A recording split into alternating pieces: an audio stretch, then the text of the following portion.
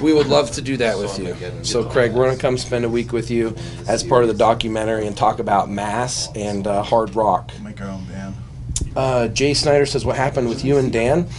I don't know. I heard some negative things, but I haven't heard anything negative from Dan. As far as I knew, Dan and I are still friends, and I'm proud of him for writing a book. And so last day here in California, how you feeling? All right, last day here. Feeling still really drowsy from all the HGH. I'm still like half awake right now, but had a great time, learned a lot, and we're finishing up for the Sarmageddon podcast from Mark Bell. So we will weigh in our experience on SARMs. Interesting thing about California or Sacramento that you saw? I mean, I've been to Sac a lot of times. Let's see, something interesting that I haven't seen before. I've always been to the downtown area. We went there once for a burger. Once for the 7-day transformation. This one you're able to hear you. There's not that much interesting to Sac, I don't think. I mean, you guys live here. Do you think there's anything interesting really? Nope. Other than the extreme heat, I guess. Yeah, it's been really bad. The extreme heat of Sacramento, I guess that's something unique to the area, the dry, super hot heat. But then again, we also haven't really been experiencing the city that much. We've just been living at Tony's, being pin cushions and eating as much food humanly possible. So it's hard to really get the full experience of the Sacramento city itself. Finally have an opportunity. We've been kind of running around all week, but finally trapped these guys in here to ask some questions about SARMs. Because every time I search for them, Ryan comes up. Of course, Tony comes up, and then now I have an opportunity to talk to Kenny about his recent show. So I'm really stoked, and like the information that I've been able to bring out with Sarmageddon has been huge. Now I have people with way more experience than I'll ever have, so it's going to be even better. Yeah. So I can lean on the experts, which is what I've been doing this whole time. Oh, I can't spoil that, bro. Snap. That's like that would give the person that knows basically that's going to be coming, you know. That I can't. Basically, if I come out and say what the controversial thing is, they're not going to show up at the Olympia, you know. So I got to keep that under the radar so they don't know what's coming. It's a spur of the moment. Yeah, but it's hard because since I'm doing the program with them, and my energy levels are shot, and I've already been doing sort of the beginning of a transformation first. When they got here, I was already worn out. So, yeah, it's been hard. This is why coaches aren't also usually athletes. It's hard to be an athlete and a coach at the same time, and I'm sort of playing both roles in this transformation. Good. There you go. Do you silence this actually? Trevor. Speak some rhymes. I can't hear you. I have headphones on. It's hard to hear. Speak some rhymes. What about chimes? Wind chimes? Sorry, I'm doing a podcast. I don't want to waste any time, dude. I want to hop right into it because I'm sure this conversation is going to go long. But Kenny, I just want to talk about the recent. So that's actually a big topic, actually, because when I competed natural, I placed 8th at was SARMs the first thing you hopped on, or did you hop on anabolics? No, I try to do everything. So when I first started back when I was 18 playing around with SARMs, like no one was documenting them at all like they do today. And I was researching and I read through all the medical studies, and then I went to go on the bodybuilding forums, and I'm like, there's really no one posting pictures. Everyone's just pretending to be this guru. So I decided to just start uploading, like, okay, I'm going to start this cycle and I'm going to video document exactly what happens and all my side effects and everything. So I wanted to do everything SARMs only first because everyone's actually researching what really worked, and I just wanted to be open and honest about it. I think everyone just respects me for being honest. Yeah. So how old were you when you first hopped on? Real You're 22 now, so Indonesia is always like around 25 is ideal for any type, whether it's SARMs or steroids or whatever you're getting into. I tell people 18, it's pretty much your choice. You know, you're technically an adult. You can make your own decisions at that point. I'm not going to control what you do with your life. But as far as my recommendation, but yeah, it's like these 14-year-olds that have no muscle at all. You can tell they haven't even been in the gym at all, and they're already like, just because of the hype behind it and how much is talked about in the industry, they feel that that's the magic pill. That's what's going to make them turn into Michael Hearn overnight. So it's this big misconception of it. Yeah, exactly. So that's why I tell them, stay natty until, you know, as long as you can. So. Yeah. But it's just such a problem, I feel like, because there's always these teens that want the next biggest physique. They want the physiques of the guys that are 30 years old that have been training for, 10 Passionate plus. about.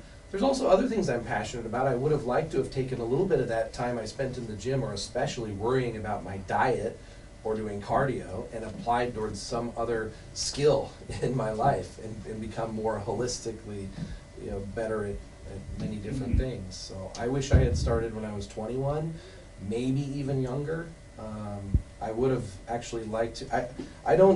Once I reached what I think was my natural height, I wouldn't have wanted to stunt my growth. So once I would have Every time I see you guys, you're falling asleep, you're out of breath, or you are asleep and really, really high. 2 hours, 2 hours late. 2 hours late. 2 hours late because we're doing injections all morning. Yeah. For me, I like the shotgun approach because just like a gun, it teaches you, I guess, importance and just when you have to eat a meal next time, eat a meal so you don't have to do something like this again. You're going so extreme in its extreme results too, but it'll make you appreciate the other way too. So I think it's like handling a gun, the respect you have for it. I think it's also going to unveil the curtain on like the top pro cycles. Like we basically did a mini version of what some of these guys do year round to maintain those insane physiques. That's scary. And I could barely tolerate 7 days. So, Yeah. I mean, that opens your mind up to the level of PED, like where PEDs are at in competitive bodybuilding. And, we might look crazy for doing it for a week, but, this is not, this happens all the time. I mean, it's happening all the time, but like, how dangerous is I have no idea, but like from some of like the IG stories that you've been posting, I'm just like I'm literally speechless. Like I don't even know what to say to it. So like, have you two been like worried about like, fuck, what does my blood work look like now? It'll be interesting. We're definitely going to get it Interesting, afterwards. yeah. So it'll be very interesting to see afterwards. Today was the first day I actually went hypoglycemic during this whole process. I thought it would have happened way earlier. Yeah. And it was very mild. I caught it really early on, so I was able to manage it before I got like the sweats or anything that comes along with being hypo. And what motivated you guys to agree to do this? For me, it's where we touched on at the very start of the episode is the competition. I have another contest that Tony's going to be doing as well, the Tahoe show in August. And then after that, next year following will be a national show. So of course, men's physique is always getting bigger and bigger and bigger. So I'm going to have to bring more lean muscle. So this was kind of the perfect opportunity to see what it takes. How about you? I wanted to experience insulin in a controlled environment with those two guys monitoring everything I did. And I honestly was just really, really hyped about showing this side of the industry. Like, this is kept in the corner. No one wants it to be brought up. This plays a big role in how all these supplements get sold, how all these movie roles get filled. And no one really talks about it, so I was really hyped to participate for a week, and it was only a week. I think I definitely would have not done this for a month straight. That's part 3. So they did the DEXA scans, their lab work prior to starting, and they're doing one more of those, but we check every day glucose, we do blood pressure, we check their heart rate, and then when they get side effects, we correct them. And so people can also see if these things start to arise, don't just keep going. This is what you do to fix it. So it's kind of a double-edged sword, I guess. Yeah. So then is like the competition, so that was like the biggest driving factor. Is that like the only driving factor right now? I mean, I always like to just have transparency on my channel. I like people to know what's going on in the industry, what pros are taking. So if you have Big Ramy claiming natural on stage, it's most likely BS, and this is probably what he's doing year round. So, but I just like people to know, that it's not the whey protein powder, it's not the creatine, it's not the pre-workout, it's none of that. It's the hardcore drugs, the dosages, seeing what's actually going on in the daily life for most of these bodybuilders. The injections, injections turn people off. So just the amount of injections you'll see in this documentary will for sure blow your mind. We have a nice coffee table, just a sea of syringes. Yeah. This So documentary might be named "The Life of a Pincushion." Literally a that's pincushion. insane. Okay, so we got competition, and then like just your overall YouTube channel and stuff. All right, here we go.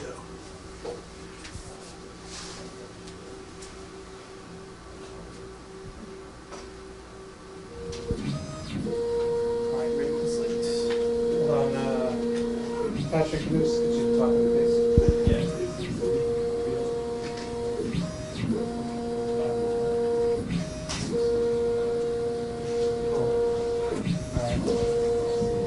Oh, yeah, and then we shoving, that's the shoving chart, yes, that would be, if I identify as a woman today, I would be in there, right?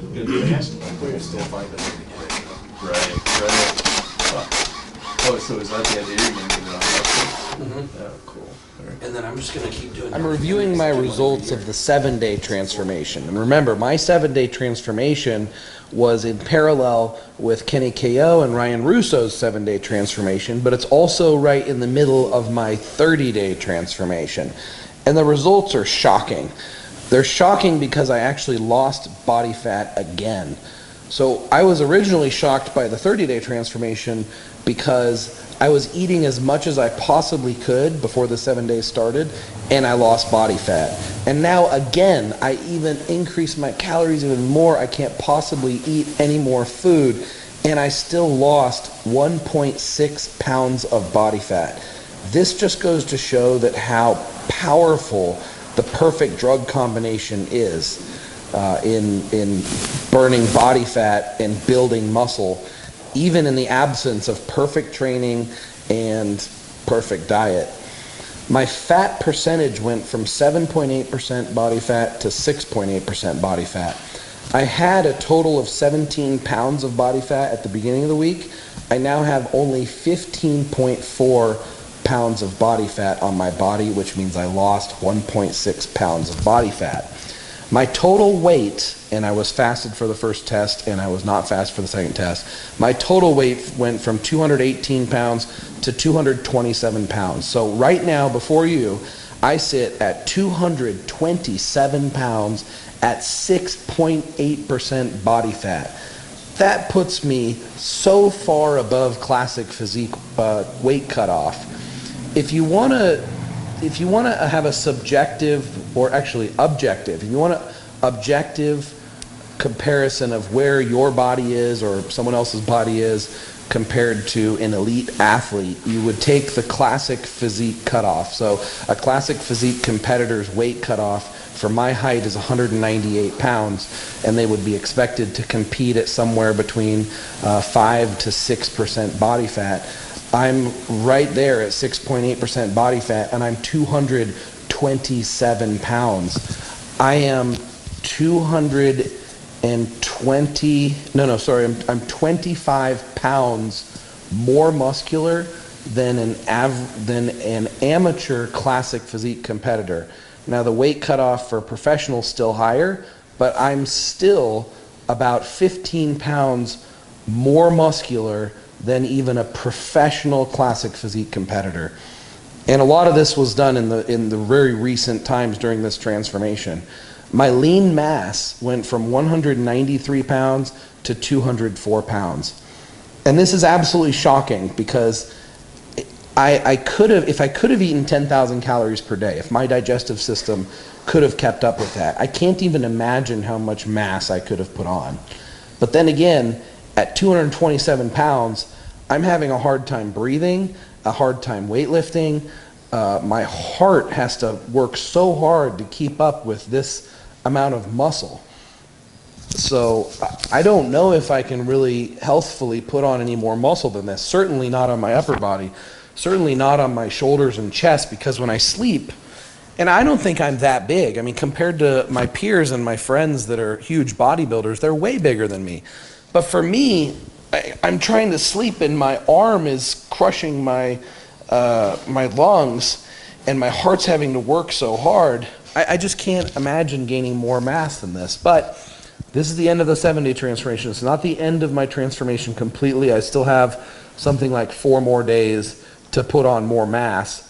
I'm going to try to put on more mass, but I'm going to try to focus on my legs because I just can't handle carrying any more muscle on my upper body. I think the important point here is the limitation here is not my genetics as far as how much muscle I can put on. It's my genetics as far as how much muscle I can comfortably hold on my frame. And the limitation of how much I can eat, how much I can sleep, and how much time and energy I can put into training.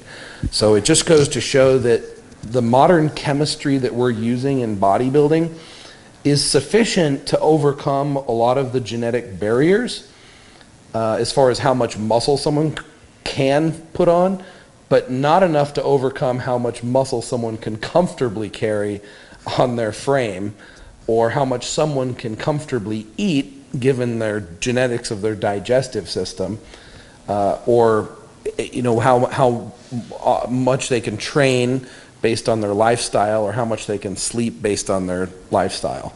So I think we've proven through this experiment so far that the limitations are not what people think they are when it comes to bodybuilding. Okay, so Kenny KO, let's summarize the before and after weight. I showed up day 1, fasted, 230 pounds. Today weighed in at 250.1 pounds. Went and did the official DEXA scan, which we did initially upon arriving here as well. And I guess just to jump straight to it, we put on 17 pounds of lean muscle mass and also dropped 1 pound of fat. And I mean, I'm still actually shook by those results because coming here, my initial assumption was hoping to gain maybe 10 pounds. You hear the numbers 15, 20, even 25 in like the high case, and that just seems astronomical and something that's almost basically impossible to do, because when you hear those numbers, normally it's people putting on that amount of muscle mass over years of time, not 1 week.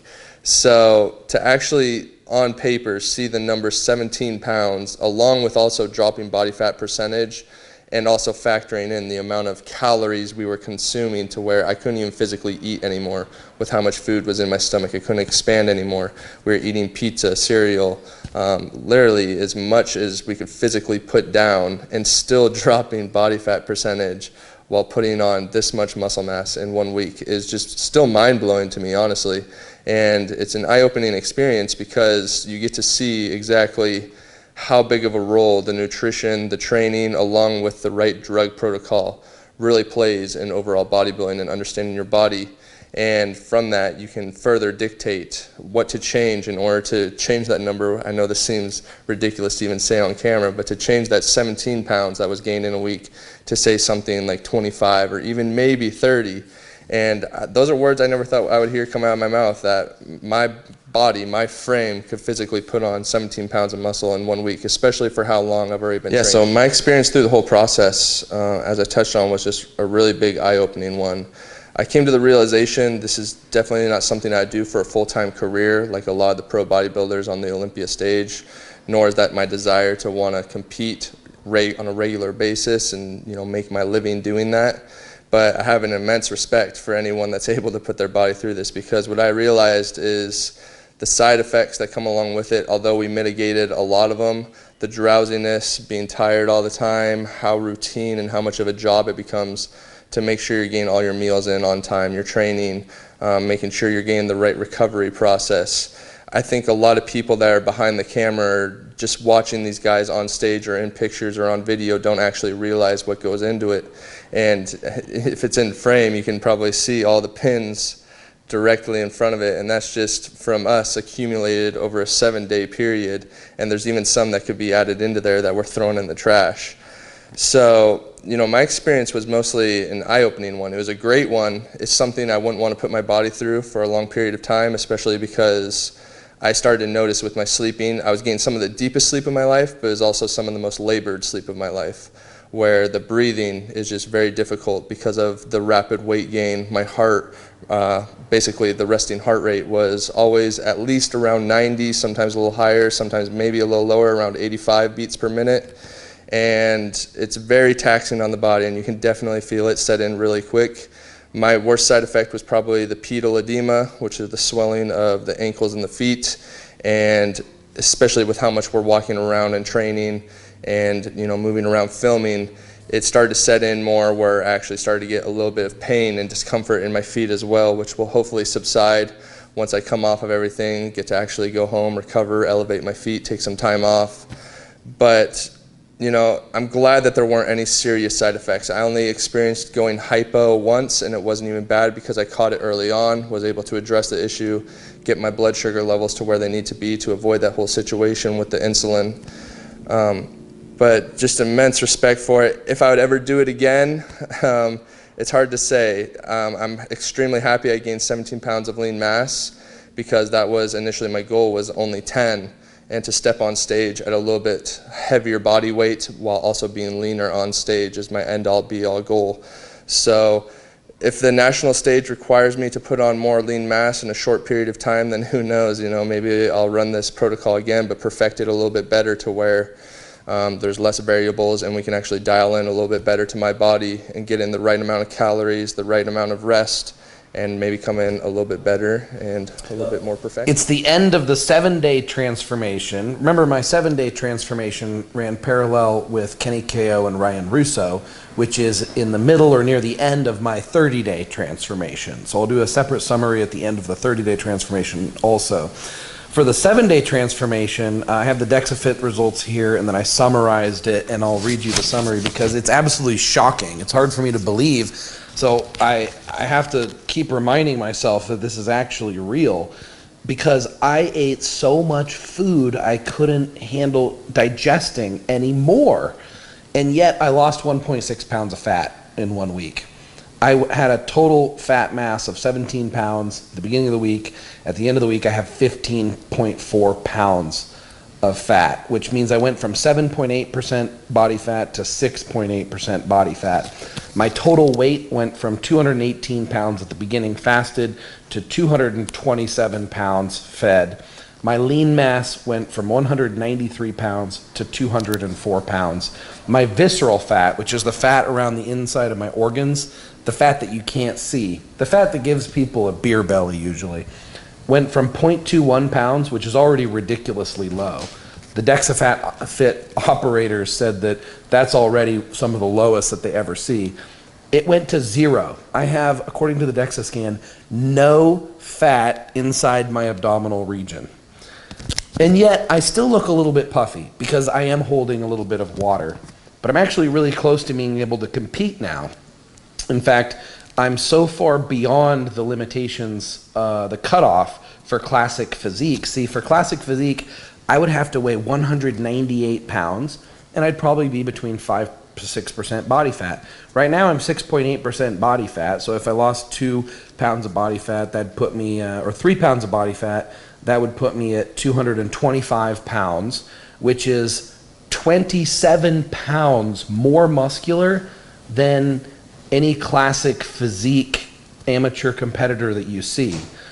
So it's hard because on the camera you can't really tell how big I am because it's not relative unless I'm standing next to someone who you know how muscular they are.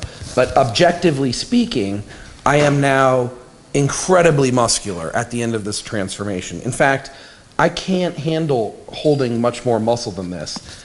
I've hit the limit as far as what I think I can healthfully hold or practically hold given the amount of food that it takes to maintain this amount of muscle on my upper body. I could still afford to gain some muscle on my lower body, of course, including my calves. I could afford to gain a lot more muscle. But I experienced a lot of side effects during this week that relate mostly to just the amount of mass that I'm carrying or water retention or growth hormone related side effects. I didn't have a lot of side effects from the anabolics, the injectable carnitine, the B12, the insulin. So I'm going to go down the list of the side effects that first I'm going to go down the list of the side effects that I did not experience because these are common steroid stereotypes. I did not get any acne. I did not get hair loss. I did not have any prostate issues. At least I've never had prostate issues from steroids, and I don't experience any symptoms of any prostate issues. And my blood work has never shown prostate issues. I have had gyno issues in the past. I did not have gyno issues this week. I didn't have any digestive gas. no flatulence. And I cut out protein powder this week and focused on real food. So it appears that the protein powder may have been the cause of why I was having a lot of gas before. I did not experience very much body hair growth or my fingernails growing fast, which is usually a side effect that I get when I go on high dosages of performance-enhancing drugs, which is usually a good indicator that my body is in growth mode. I think that I did not experience that because I did not get enough sleep this week, which is also a limiting factor in how much muscle mass I actually put on. I would have actually, if my hair on my body and my nails would have grown faster, that probably would have been an indication that I was also building even more muscle. So I think that means I wasn't near my muscle building limit as far as how much rest I was getting. I don't think I stressed my liver this week any more than normal. I get my liver tested all the time. The compounds that we used are not liver toxic, other than I think the only liver toxic compound that we used was dianabol at a very low dosage for only 2 days. I doubt it stressed my kidney at all, although I'll get lab test results afterwards also, but I've not had any kidney problems ever from any of these compounds I've ever run before, except for when I got dehydrated in third world countries where it's very hot outside. But that wasn't even on a high dosage of compounds. That's more related to my water intake than it is the compounds. I did not experience any aggression or any negative impact on my mood other than the trenbolone.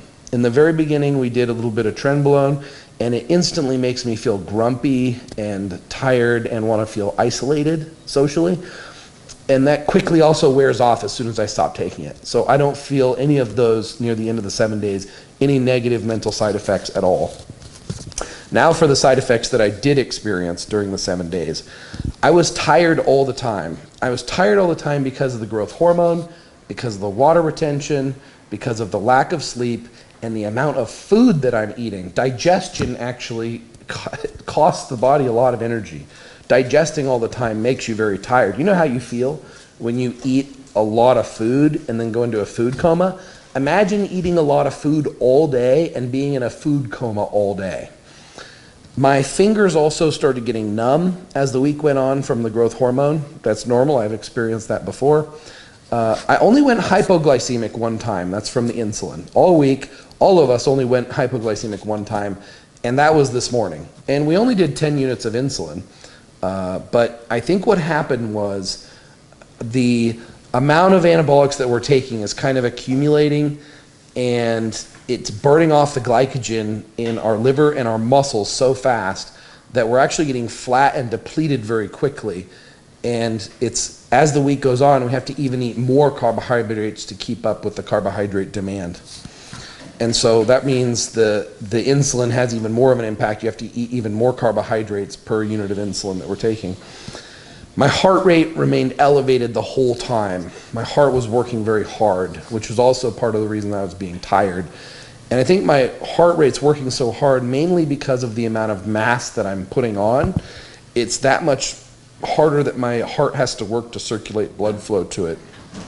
And because my heart rate was working harder all week, I decreased stimulants a lot, which also made me feel more tired in the daytime, but I also needed to try to do everything possible to increase my quality of sleep, so I had to decrease the stimulants also. Testicular shrinkage. My balls started shrinking near the beginning of the week because I've already been on a cycle before the 7 days, and then blasting myself again, my balls instantly started shrinking. So I did 1 shot of HCG, and my balls, and the Blue Ox test booster, I increased the dosage, and my balls, but the Blue Ox is not a major component. The HCG is the main reason why my balls came back quickly. My balls came back to full size the next day and have been full size ever since, and I haven't taken another shot of HCG. Harder to breathe.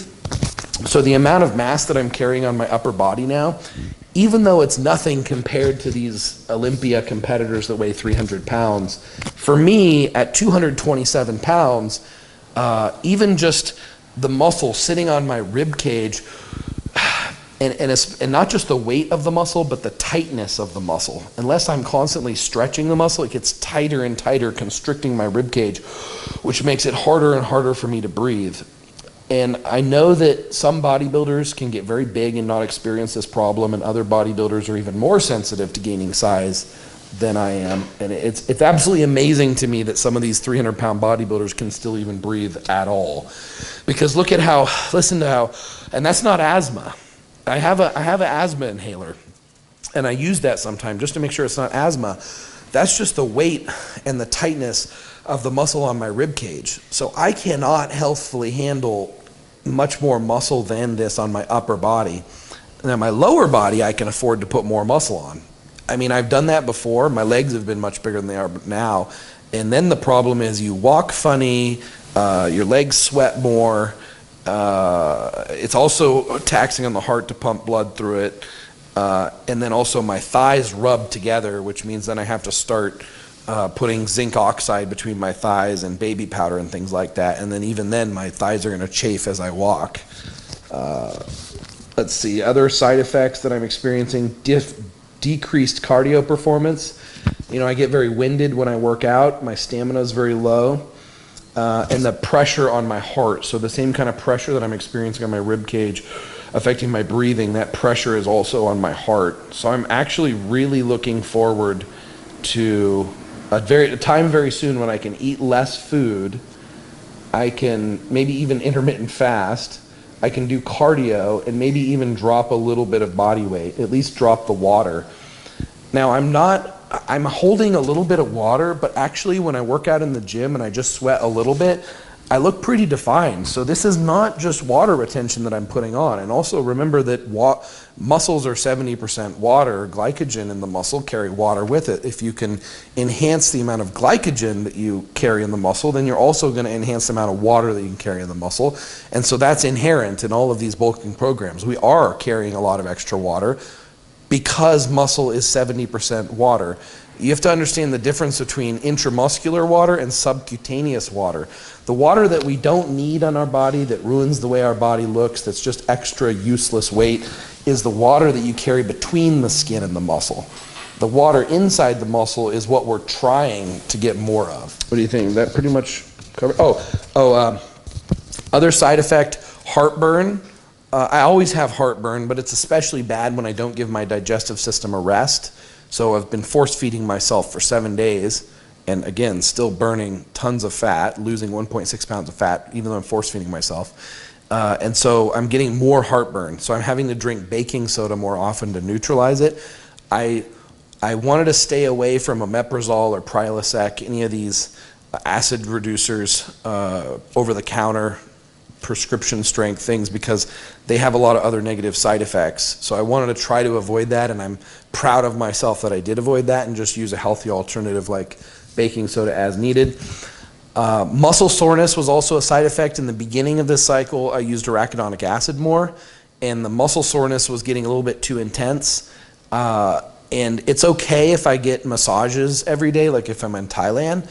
But if I'm not getting a massage every day here, the muscle soreness just starts really wearing on me. It becomes like a chronic pain almost. So I backed off the arachidonic acid early. With the water retention, I took diuretics in the beginning, and whenever I take diuretics, it's hard for my body to rebalance its electrolytes. So I switched from the diuretics to using the sauna more to pull the water off, and then also taking really, really hot showers, followed by really cold to bring my core temperature down after I sweat out the excess water. Okay, did I talk about the classic physique in this one? I think I did, because that's important objectively. So let's look objectively again at where my physique is at as of today. I am holding much more lean mass for my height and frame than a professional classic physique competitor. You see, they have a weight cutoff, and I'm holding more lean mass for my height than the weight cutoff, even if I was at 5% body fat, than classic physique. So it's hard to see on the camera if you don't have someone relative to compare to that you know what size they are, but the amount of muscle that I'm holding on my body right now exceeds the amount of muscle of any professional classic physique competitor that you're seeing on stage on Instagram or YouTube right now. Which is also a problem for me because that means I'm too big to compete in classic physique, and I'm also not big enough to compete in heavyweight bodybuilding. I couldn't compete in the 212 because I'm not short enough, and for my height being 5'10", I would have to gain probably another 15 pounds of muscle, mostly on my legs, in order to really do well at a national competition in heavyweight bodybuilding. So I'm really stuck in the middle. I have a classic physique frame, but I have far too much muscle to compete in classic physique. I don't have a heavyweight bodybuilder frame, but I could push my body to that limit, but I would probably kill myself doing it, because if I'm this uncomfortable, imagine me putting on 15 more pounds. I would not be able to sleep or breathe at all. Now, one solution I have to the breathing is I did order a CPAP machine, which is a continuous air pressure mask. You put it on your face while you sleep, and it pushes pressure in. So instead of you having to suck air in to breathe, it's helping you by forcing the air in to breathe. I think if I had that, I'd be able to gain a little bit more mass healthfully and comfortably. But even with that, I think I'm just so far beyond what's healthy for my body. I'm excited to do another transformation for you guys where I shred down, and it would be much more healthy for me to get shredded down to a lower body weight, so my heart has to work less hard pumping blood through all of this mass. All right, guys, so the transformation is finally over. So according to my DexaFit results, I put on 24 pounds in a week, and I put on only a pound extra fat, but my overall fat stayed around 11% body fat. Personally, this blows my expectations out of the water. I was thinking I was probably going to gain like 10 pounds maybe. I mean, those numbers according to the DexaFit scan are just bonkers. Really, I didn't experience that many side effects besides the water retention and the lethargy. You know, personally, an insulin attack could have happened, which could have resulted in, serious injury.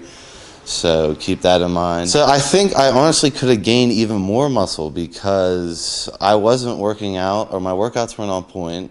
I could have worked out twice a day. There were times where we were having, from the schedule, getting in a meal was an issue. So our diet wasn't truly 100% on point. So I could even have crazier results if all the variables were fine, and just to the fact that I could not eat enough. I was not able to eat enough towards the end of this transformation to put on weight. I could not get the scale to move any further, and I was shoveling as much food as I could in. So maybe trying to space out the meals even tighter, or just adding in straight junk food would help me gain even more weight. But overall, I'm super satisfied with the results. I think it shows exactly how crazily you can change your body in a week. All right, just let him talk. I'm gonna say it's the best thing in the world. No, you can just say, because he's not from California. It's all a different feeling, right? So Sacramento, really hot, dry heat. I was talking to my parents and my loved ones on the phone, and it is only 58 degrees back in Pittsburgh. So it's been, like 95 here the whole time we were here. It's really hot. Okay, so my favorite enhanced athlete supplements by far have to be the arachidonic acid. I feel like you can get the closest to an enhanced pump with arachidonic acid, which is going to cause inflammation in your muscles. And then I like the Slin pills as well. They've been proven on blood tests to work and really do help people shuttle nutrients into the muscle. My favorite place to travel is definitely South Beach in Miami. I just love chilling it there. Love the vibe. I just love the vibe, dude. I love that place. I know. I know. Yeah, I think enhanced I'm so tired. I think enhanced athlete represents freedom and transparency. This company is all about showing the truth and what goes on behind the scenes of the fitness industry, as well as providing ample amounts of education to allow people to make their own decisions, which that's exactly what I stand for. Hanging out with Tony, you got to know that the schedule is probably tight. He's going to be late, most likely, to his next scheduled event. And the shenanigans does not stop ever. 24/7 shenanigans. If I had to do it again, I would really try and nail down every variable. I would really try and train twice a day. I would try and have all my meals pre-planned the night before and backup meals planned, because if I'm going to do this again, I want to actually intake the maximum amount of calories I can eat every day instead of half-assing it and then half-assing my training. So I would definitely try and switch those to perfection. I think that's it. Russo, are you excited to go back home to Pennsylvania? Am I excited to go back home? No, not really, but I am excited to just sleep for a day straight with this GH in me.